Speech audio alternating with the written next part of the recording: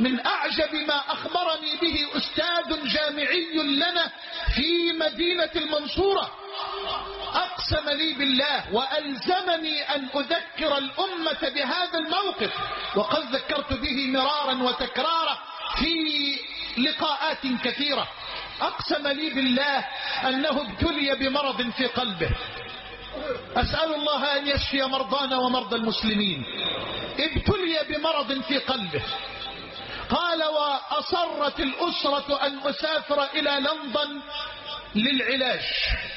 قال وهنالك في لندن قرر الأطباء بعد الفحوصات الأولية قرروا جراحة عاجلة لتوسيع شريان من الشرايين الخطيرة أو المهمة، وقالوا بأن الجراحة عاجلة وإلا فحياتك معرضة لخطر حقيقي. قال لي هذا الأستاذ الجامعي، فتفكرت وما كنت أتصور أن الأمر كبير إلى هذا الحد.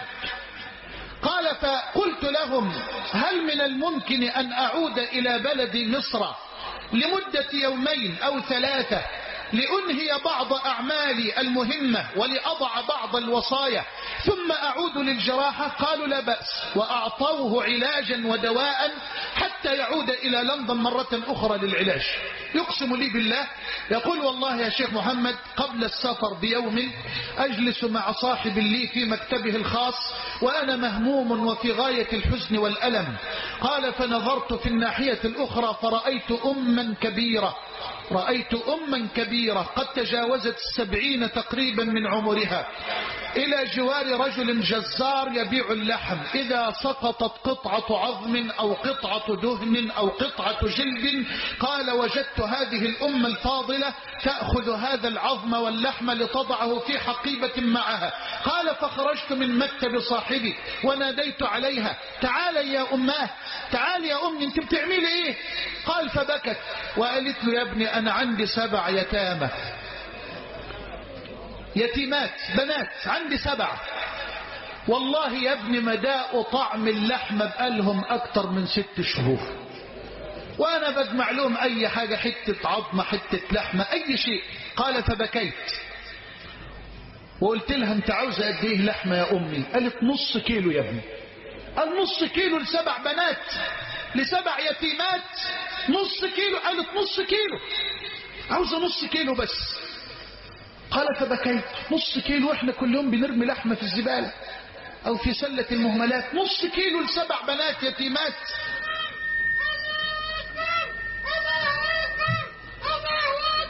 قال فقلت للجزار اقطع لها 2 كيلو، اقطع لها 2 كيلو.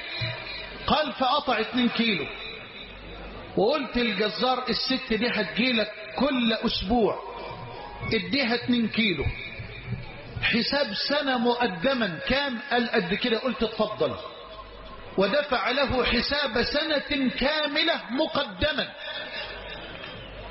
قال فبركت الأم على ركبتيها ورفعت رأسها إلى السماء وظلت تدعو الله عز وجل لي بدعوات خلعت قلبي.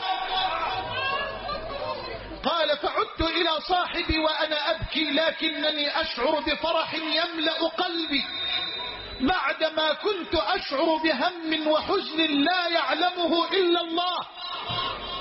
قال ثم عدت إلى بيتي وطرقت الباب ففتحت لي ابنتي الجامعية ونظرت إلى وجهي فقالت ما شاء الله أراك سعيدا يا أبي وأراك فرحا مسرورا، ما الذي حدث؟ قال فذكرت لها ما حدث.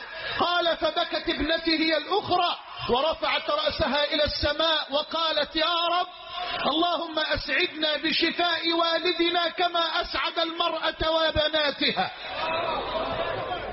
قال والله يا شيخ محمد لو قالوا لي في نفس اليوم فيه بيت بيتهد وعاوزينك تهده ههده، وأنا مريض القلب أشعر بقوة ونشاط وسعادة، لكن الأسرة أصرت أن أسافر إلى لندن لإجراء الجراحة. قال وهنالك في لندن بكيت وكأني لم أبكي في حياتي من قبل. قلت ماذا حدث؟ قال نظر إلي الطبيب نظرة ثم تعجب فقال أعيد الكشف. قلت تفضل. فأعاد الكشف فتعجب وازداد عجبه أكثر. قال نعيد الفحوصات. قلت أعيد الفحوصات. قال فأعاد الفحوصات وأعادوا الأشعات. ثم صرخ الطبيب في وجهه وقال ماذا صنعت؟ قال ماذا؟ قال الشريان الذي كان يحتاج إلى توسعة اتسع، لا يحتاج إلى جراحة. ماذا صنعت في هذه المدة؟ قال فبكيت وقلت تاجرت مع الله جل وعلا فأكرمني الله عز وجل وشفاني الله عز وجل. بك أستجير ومن يجير سواك، بك أستجير ومن يجير سواك، فأجر ضعيفا يحتمي بحماك. إني ضعيف أستعين على قوي، ذنبي ومعصيتي ببعض قواك. أذنبت يا ربي وقادتني ذنوب ما لها من غافر إلاك. دنياي غرتني وعفوك شدني، دنياي غرتني وفضلك شدني، دنياي غرتني وكرمك شدني. ما حيلتي في هذه أو ذاك؟ لو أن قلبي شك لم يك مؤمنا بكريم عفوك ما غوى وعصاك. رباه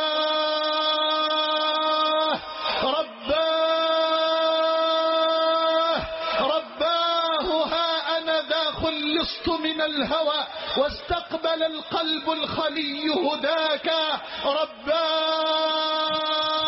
رباه قلب تائب ناجاك، أترده وترد صادق توبتي؟ حاشاك ترفض تائبا حاشاك.